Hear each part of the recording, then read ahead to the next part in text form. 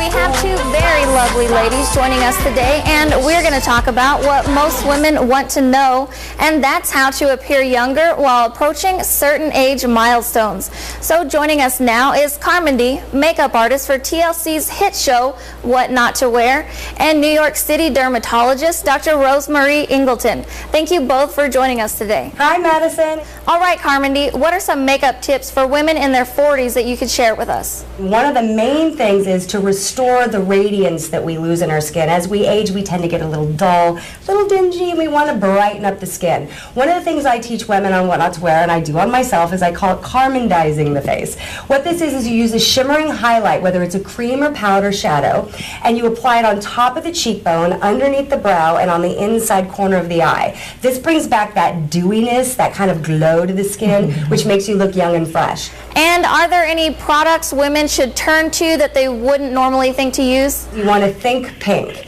Go sheer on pink on the cheeks and lips, but a lot of women think it's kind of counterintuitive in their 40s to go pink. They think that's too young, but that's exactly what you want to do to bring that youthful glow to the skin. Also, I just turned 41 and I noticed that my lashes were thinning out, so I consulted Dr. Ingleton to see if the product Latisse was right for me, which grows your lashes thicker, darker, and fuller. I've been using it for about 9 weeks now. The lash growth has been amazing. I've seen such a difference and I'm having a good time watching them grow.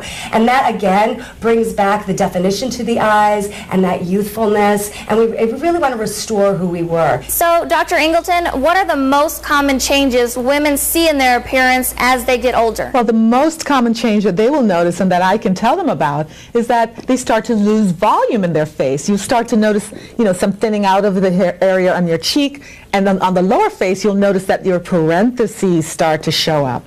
And that is something that brings women in, rushing in when they turn 40, because it almost abruptly shows up. Now, these lines are showing up primarily because of genetics. That's just part of what happens in the aging process. What can be done to slow down the aging process? The only things that can be done if you wish to remove those lines is to have a filler put in. And a filler that I like using, it's my go-to all the time, is Juvederm. Juvederm is a hyaluronic acid-based dermal injection. And basically, hyaluronic acid is something that we had in our skin, and as you get older, you start to lose it. So we're just naturally replacing some of that with an injection. So, Carmody, what are some items that every 40-something woman should have in her makeup bag? Number one, sunscreen, a high SPF, 30 or higher. You need that in their rain or shine, no matter what season it is. That's huge. You want a moisturizing lip color, something that's sheer, that's pink, that moisturize your lips. Stay away from the long-wearing, heavy, drying lipsticks, because that can even make you look older. So make sure that there's a lot of moisture in your lip product, and you want to think pink. And another thing is stay away from the thick, cakey powders. Use blotting papers. That'll erase shine in a flash. Okay, great. For more information on makeup tips, you can go to Carmody.com. Thank you both for joining us today. Thanks, Madison. All right, thanks, Madison. Up next, I've recruited a couple of top-notch basketball players to help carry Studio 4 to a second year in a row victory against the Kids Inc. 3-on-3 team. That matchup is up next after this short break. Every year, the city of Amarillo receives federal funding to assist the area's low to moderate income population. An 11-person committee made up of people from all across Amarillo looks at the applications and makes recommendations to the city council for who should get the money. We go through a process, they submit applications, and then they go through a very, very rigorous process. The 2012-13 allocation reflects a total 19% decrease in funding. The most significant cut, though, was felt by the Home Investment Partnership Program. We do home projects which help individuals, low to moderate income individuals, with assistance with purchasing homes, repairing their homes if they're already an owner.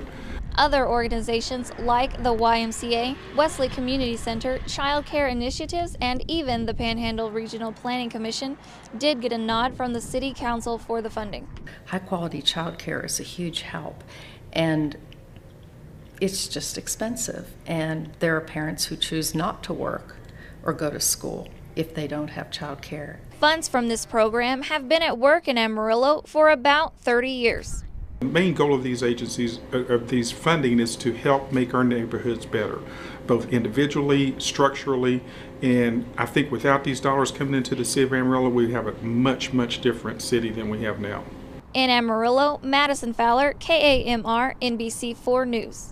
The new semester brought along some new rules for parking on campus at WT, and these new rules have stirred up some mixed emotions. Some positive, some negative. The first 2 weeks of school is always a give and take. Everyone trying to figure out how early they need to come to class, where all they need to go, what side of campus they want to park on, do they want to try the bus system. Some students find parking on campus to be more difficult than ever.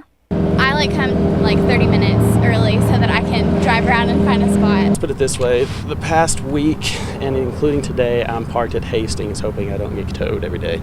However, not all students have been affected by the changes. One student who uses the commuter lot isn't having problems at all. I think it's a lot easier to park out here. It's so much easier to find parking, but also the shuttles, they're generally 5 minutes apart, so I really don't have to worry about having to wait for a shuttle. And the best part about the commuter lot? It's free, no permit required. In Canyon, Madison Fowler, KAMR, NBC4 News. Last year, Odyssey Hospice collected 500 pounds of food for their annual food drive. This year, they've partnered with Snack Pack for Kids. Their goal? To raise 1,000 pounds of food. We're really trying to get out to businesses that we know have kiddos in the school districts, have an affection for Snack Pack for Kids. From the time kids leave school on Friday to when they return on Monday, there are nearly 70 hours where some might not have enough food. Snack Pack for Kids ensures that local kids don't go hungry during that time by sending food home with them on Fridays. Our community has rallied around our kids. And we may have started an idea, but you don't do this without the involvement of the community. And in this case, Odyssey Hospice has stepped up and said, what can we do? Collection Day is September 6th. So for the rest of August, organizers are asking the community to get involved. Since Dyron just wants peanut butter and Pop-Tarts this year, we're really challenging different organizations. Reporting in Amarillo, Madison Fowler, KAMR, NBC4 News. You can hear them coming from a mile away, but that's about all you'll hear from the Patriot Guard riders. Each time an American soldier is laid to rest, this group of volunteers, consisting mostly of motorcycle enthusiasts, provides a human shield to the family of the fallen. They stand quietly in a human chain, blocking mourning friends and families from the Westboro protests. The Traffic Commission is recommending a ban on texting and driving within city limits. So we hit the streets to ask people in Amarillo their thoughts on the ban. And every driver we talked with agrees something needs to be done. I hate to be governed by laws, but I think that that's a good one because there's so many people who are injured. 99 times out of 100, nothing's so important that it can't wait to, pull over somewhere. It absolutely should go into effect. I don't think anybody should ever text to drive. To some people, the Tri-State Fair means only one thing: good eats. From fried ice cream, your fried ice cream's ready to go, to funnel cakes, everyone has their favorites. Turkey legs and roasted corn, one of the best roasted corns you'll taste in all around the country. Nacho cheese, jalapenos, tomato. We're doing a batter dip deep fried cheese on a stick. With the election just months away, both parties have focused efforts on an increasingly important demographic: Hispanic voters. Hispanic voters have been up for grabs, not just in this year, but the last probably 12 years. The growth of the Hispanic population in the country has just exploded, and so both parties have been courting Hispanics. A local Democrat says her party is more accessible to minorities. It's all inclusive. You see every color, every race. After San Antonio Mayor Julian Castro's speech at the DNC, everyone has something to say. Almost everything he said was something a Republican could have said. When he said his grandmother worked hard as a maid all her life, he didn't say she got assistance from the government. The Hispanic community identifies with him because he is Latino.